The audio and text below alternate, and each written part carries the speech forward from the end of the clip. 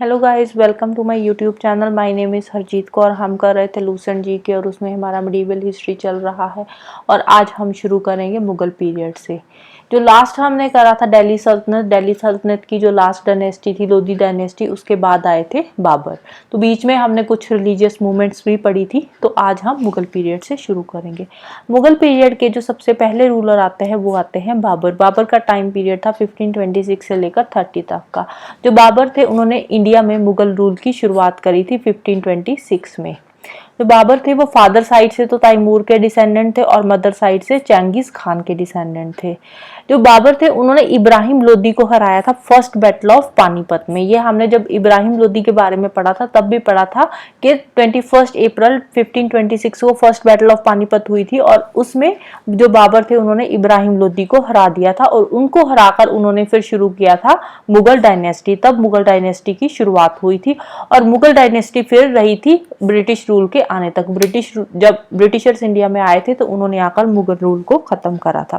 1527 में जो बाबर थे उन्होंने मेवाड़ के राणा संगा को हरा दिया था खनवा में। तो उस टाइम पे एक बैटल हुई थी, बैटल ऑफ खनवा, तो उसमें उन्होंने राणा संगा को हरा दिया था। 1528 में चन्नेरी के जो मैदनी राय थे उनको हरा दिया था चंदेरी की लड़ाई में। चंदेरी की बैटल हुई थी उस टाइम पे। 1529 में उन्होंने मोहम्मद लोदी को हरा दिया था। जो मोहम्मद लोदी थे वो इब्राहिम लोदी के ही अंकल थे और वो जो बैटल हुई थी वो हुई थी घाघरा में। घाघरा की बैटल में उन्होंने मोहम्मद लोदी को हरा दिया था। 1530 में बाबर की डेथ हो जाती है आगरा में और आगरा में फिर उनकी एक टॉम्ब बनाई गई थी। आगरा में इनकी टॉम्ब बनी थी काबुल में। काबुल में फिर उनकी टॉम्ब बनाई गई थी। टॉम्ब क्या होता है? टॉम्ब होता है डेथ के बाद जहां पे उसकी डेड बॉडी को दफन किया जाता है तो उसके ऊपर एक बिल्डिंग बना दी जाती है उनकी याद में। बेसिकली जो बिल्डिंग बनती है उसको बोलते हैं टॉम्ब। फिर जो बाबर थे उन्होंने तुगलुमा और फ्लैंकिंग पार्टी सिस्टम अडॉप्ट करा था और ये पहले ऐसे रूलर थे जिन्होंने की गन पाउडर और आर्टिलरी यूज करी थी इंडिया में। अब तुगलुमा और फ्लैंकिंग पार्टी सिस्टम क्या होता है? तुगलुमा में क्या होता है, इसमें जो उनकी मिलिट्री होती है, मिलिट्री को ये यूनिट्स में डिवाइड कर देते हैं, अलग अलग यूनिट्स बना देते हैं मिलिट्री के, तो उसको बोलते हैं तुगलुमा। और फ्लैंकिंग पार्टी सिस्टम क्या होता है? फ्लैंकिंग पार्टी सिस्टम में होता है कि जो दुश्मन होते हैं, पहले क्या होता है कि एक साइड से एनिमी आता था, दूसरे साइड से ये अटैक कर देते थे, सामने से बेसिकली अटैक होता था। फ्लैंकिंग पार्टी सिस्टम में होता था कि जैसे सामने से ये कोई दुश्मन आ रहा है तो इसको एक साइड से तो अटैक करते थे, साथ में और साइडों से भी अटैक कर दिया जाता था। इसका 2 3 4 साइडों से सारी तरफ से उसको घेर लेते थे एनिमी को और सारी तरफ से उस पर अटैक करते थे। जो बाबर थे उन्होंने अपनी एक ऑटोबायोग्राफी लिखी थी जिसका नाम था तुजुक-ए बाबरी और ये जो ऑटोबायोग्राफी थी ये इन्होंने लिखी थी तुर्की में। और ये जो तुजुक-ए बाबरी थी बाद में इसको पर्शियन में ट्रांसलेट कर दिया गया था और इसका नाम रखा गया था बाबरनामा और इसको पर्शियन में ट्रांसलेट करा था अब्दुल रहीम खाने खाना ने और बाद में फिर इसको इंग्लिश में भी ट्रांसलेट किया गया था। इंग्लिश में इसको ट्रांसलेट करा था मैडम बेवरिज ने। उन्होंने 2 पोइम्स भी लिखी थी। कौन कौन सी? एक तो दीवान लिखी थी, दीवान जो थी वो तुर्की में थी और मुबाइन थी, मुबाइन जो थी वो पर्शियन में थी। इसके अलावा उन्होंने रिसाले उसास और लेटर्स ऑफ बाबर भी लिखे थे। फिर बाबर के बाद आते हैं हुमायूं। जो हुमायूं थे उन्होंने पहले तो 1530 से 40 तक रूल किया था। 40 के बाद फिर वो ईरान चले गए थे और 1555 में वो वापस आए थे। फिर 1 साल के लिए उन्होंने फिर से रूल करा था। 56 में उनकी डेथ हो जाती है। जो हुमायूं थे ये बाबर के ही बेटे थे और 1530 पे ये बैठे थे गद्दी पे। जैसे ही वो गद्दी पे बैठे तो उनके सामने बहुत सारे चैलेंजेस आए। इवन के उनके अपने भाइयों ने उनको चैलेंज करा था अफगान्स के साथ मिलकर। उसके भाई कौन कौन से थे? एक तो थे कामरान, हिंदल एंड अस्करी, उन्होंने ही उसको चैलेंज करा था। उसके बाद फिर उन्होंने 2 बैटल्स लड़ी थी अगेंस्ट शेरशाह। एक तो बैटल हुई थी चौसा में 1539 में और दूसरी बैटल हुई थी कनौज में जिसको बिलग्राम भी बोलते हैं। वो बैटल हुई थी 1540 में और ये जो बैटल्स हुई थी इसमें शेरशाह ने हुमायूं को हरा दिया था। इसीलिए फिर उसके बाद 1540 में जो हुमायूं था ये चला गया था ईरान 12 साल के लिए।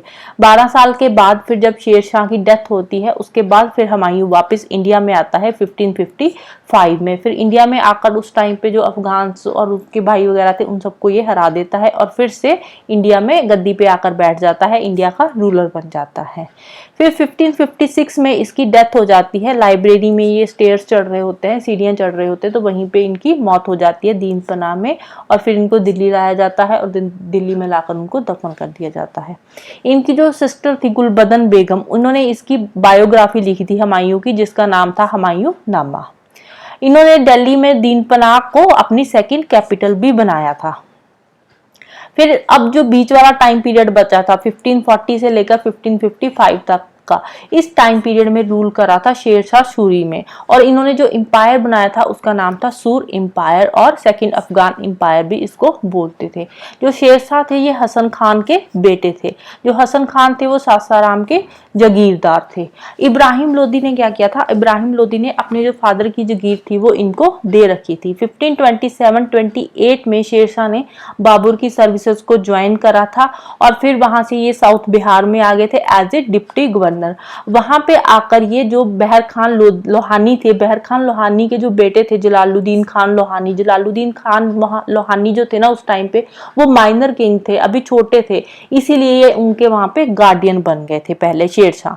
बाद में फिर ये थ्रोन पे जब बैठे थे तब इनका नाम था हजरत अल्लाह। बाद में ये थ्रोन पे जब बैठे थे उस टाइम पे इनका नाम था हजरत अल्लाह। और उसके बाद फिर इन्होंने क्या किया था, जो चुनार फोर्ट के गवर्नर की विडो थी, चुनार फोर्ट के जो गवर्नर थे उनकी विडो के साथ इन्होंने शादी कर ली थी, जिनका नाम था लाड मलिका। लाड मलिका के साथ शादी करने के बाद इन्होंने चुनार पे भी कब्जा कर लिया था, चुनार भी फिर इनके अंडर आ गया था।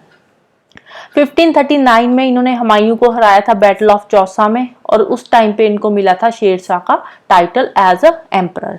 1540 में फिर से इन्होंने हुमायूं को हरा दिया था बैटल ऑफ कनौज में, जिसको बैटल ऑफ बिलग्राम भी बोलते हैं, और उसके बाद इन्होंने कनौज पे भी कब्जा कर लिया था। एज एन एम्परर इन्होंने मालवा, रणथंबोर, रेजिन एंड राजपुताना, इन चारों किंगडम्स को कॉन्कर कर लिया था।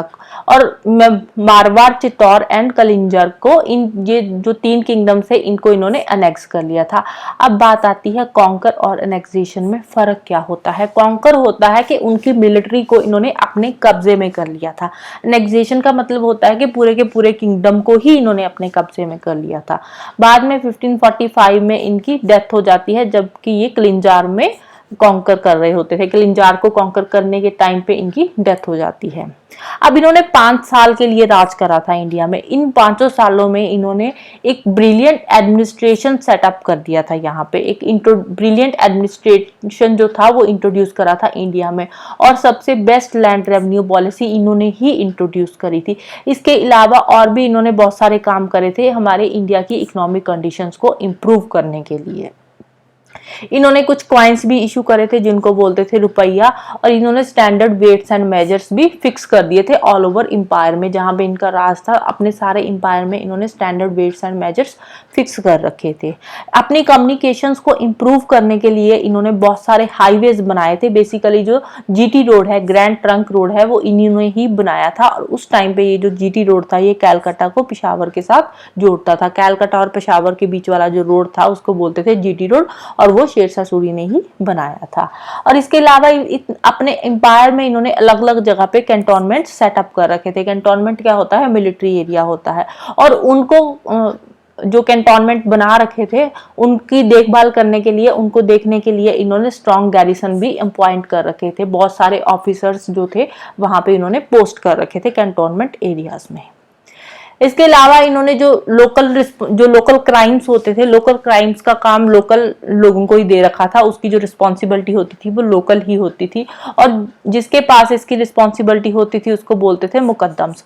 मुकद्दम्स कौन होता था, मुकद्दम्स जो लोकल क्राइम होते थे उनका पूरा केस सुनता था, और उसमें जो कल्प्रिट होता था, जो दोषी होता था, उसको पकड़ता था। अगर इन केस मुकद्दम कल्प्रिट को नहीं पकड़ पाता था, दोषी को नहीं पकड़ पाता था, तो उस केस में जो मुकद्दम होता था उसी को ही पनिश किया जाता था। और जो लैंड होती थी, लैंड को पहले मेजर करते थे, और उसका जो 1/3 रेवेन्यू होता था वो फिक्स होता था एज अ लैंड टैक्स। जो पीजेंट होते थे उनको पत्ता और कबूलियत दिया जाता था।